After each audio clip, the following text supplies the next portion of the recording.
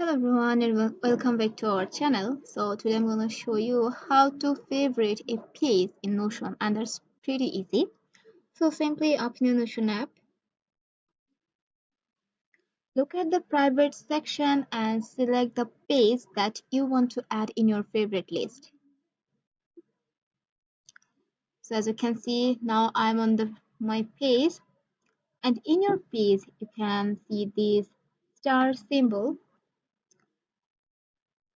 and if you simply tap on here you can see this is called add to your favorites.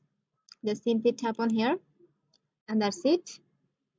Your page is in your favorite list, and if you want to give your sub page in your favorite list you can also select this sub page and simply do the same process. Tap on that star symbol and that's it.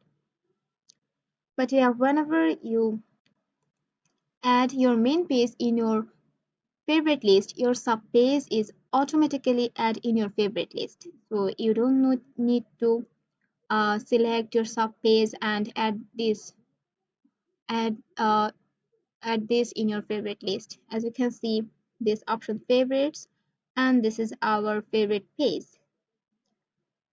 So that's the process how you can favorite a page in Notion.